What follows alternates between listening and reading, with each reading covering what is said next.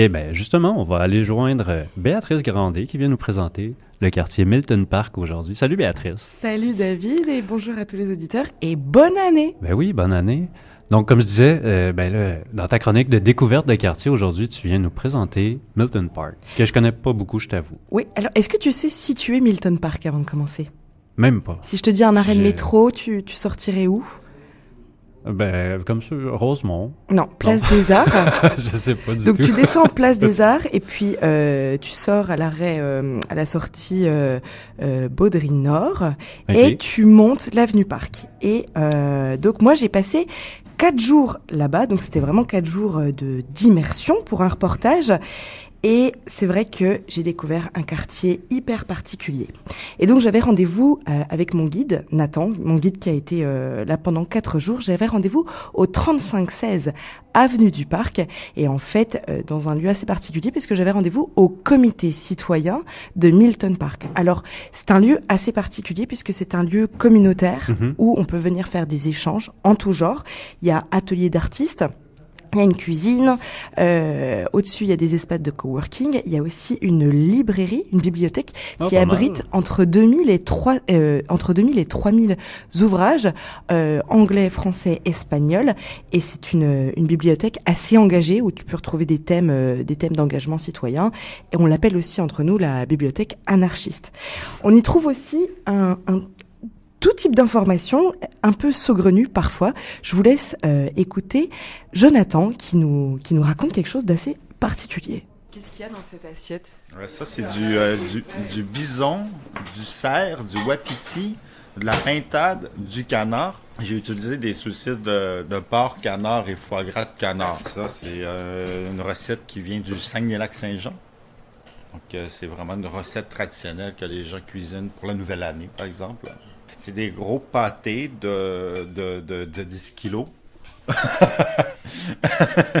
C'est gros, c'est tout un processus. Hein. Donc, il faut couper la viande en petits dés d'1 centimètre, faire macérer ça avec des oignons, de l'ail, des épices. Moi, j'utilise seulement du poivre. Pas de sel, parce que le sel ferait durcir la viande, absorberait tout le liquide. Donc, on fait macérer environ 12 heures, et ensuite, on fait la pâte. Moi, je la fais avec seulement du beurre, une vraie livre de beurre. Ça fait une belle pâte comme ça, là, croustillante. Oui, la pâte de la savoureuse, oui. Donc, et puis, c'est ça. On étale la pâte dans la rôtissoire de 10 litres. Et puis, on fait des attaches de viande, patate.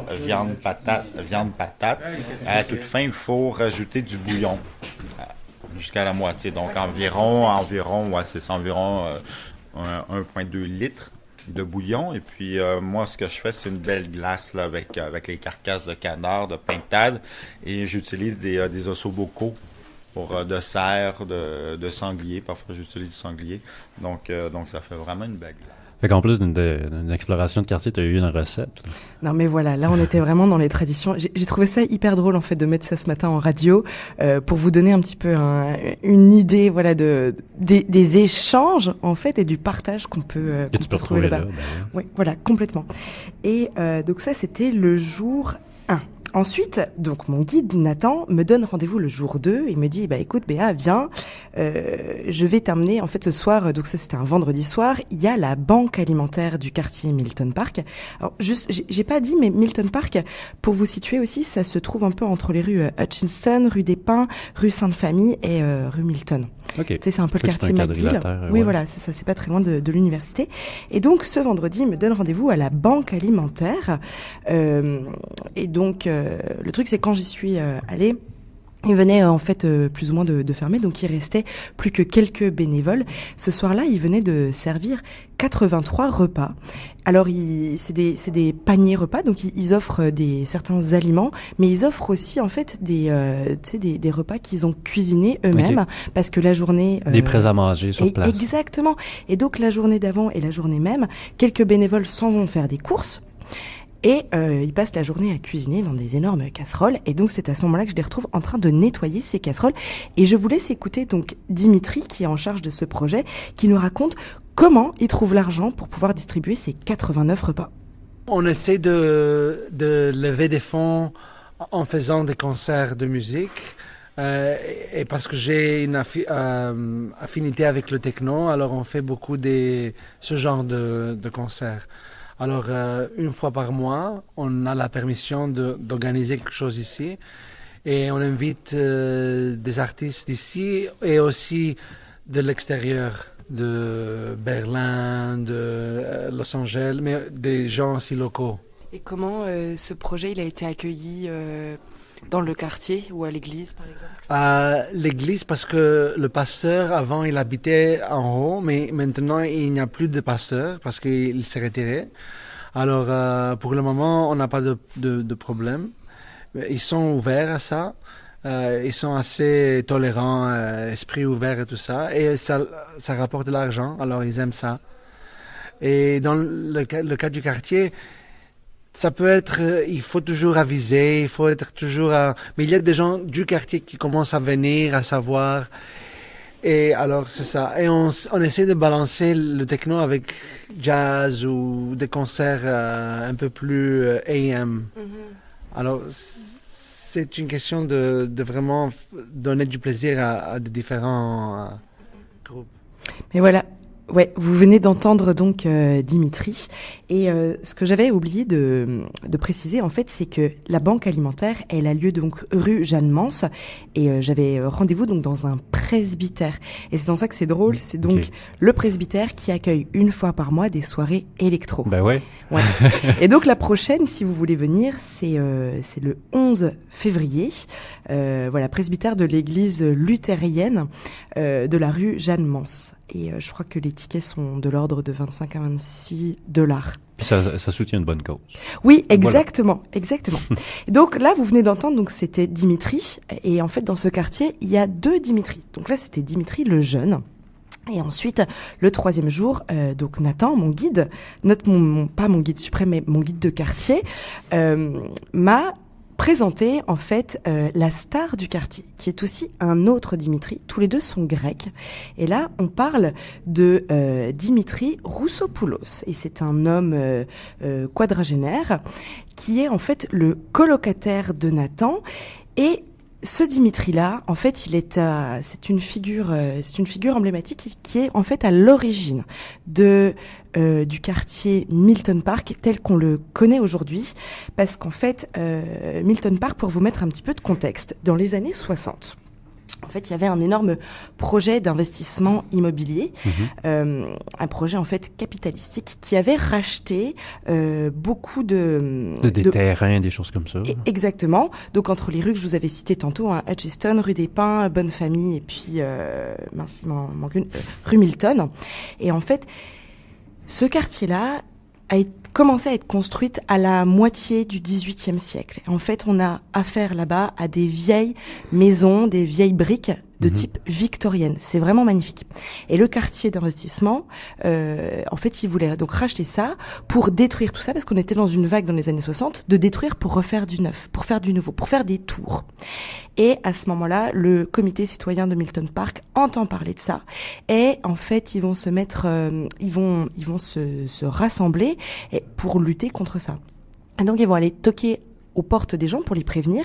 Et il y a 200 personnes, en fait, entre 68 et 72 qui vont se mobiliser pour contrer tout ça. Exactement. Et donc, en fait, ces militants-là vont racheter ces terrains-là. Donc, le projet d'investissement ne va pas se faire. Et finalement, les maisons victoriennes vont rester.